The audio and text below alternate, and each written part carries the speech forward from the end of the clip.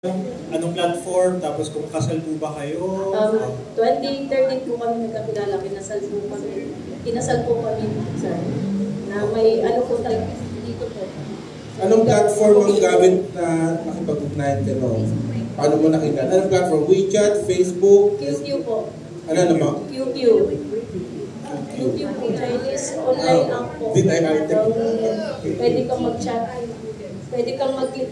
Sa WeChat kasi pwede mong ikiga kung sino yung ano mo, kung gaano ka haba yung lugar na i-search mo, mag-click ka lang kung sino yung online yung mag-click ka lang. Yun yung nangyari sa akin, QQ lang din. Tapos siya po yung unang nag-message sa inyo? Yes po. Tapos 2013 kayo nakakilala, 2014 kinasal na po 2014 po kami kinasal po, a year. A year po. Tapos since 2014, sa April na po kayo pareho nakatira. Tama po ba? Manila po, tapos lumipat ako ng China po. After nung ano po, lumipat din po ako ng China po.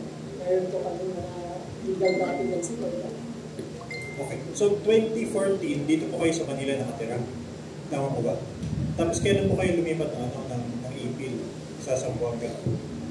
COVID time po. At saka yung April kasi doon po talaga ako pinanganak. Yun po yung hometown ko. Doon talaga po ako pinanganak. Kaya doon po ako, nung COVID time, doon po ako nakastay at saka yung po po. Tsaka nung sa buong 10 taon, dito nagtrabaho po yung asawa po ninyo. Tama po ba? Dito po nagtatrabaho yung asawa po ninyo? Hindi pa, balik-balik po ng China po.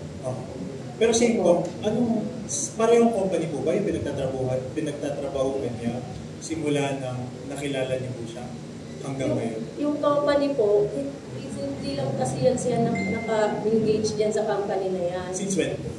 Hindi ko lang po matiyak kung gaano nakatagal siya naka-engage sa company na yan. Wala po talaga ako sa posisyon na sagutin yung mga tanong na hindi ko po talaga masasabi ng tunay. Okay. Pero curious po kami kasi medyo may lakad pa po kasi pasensya na po.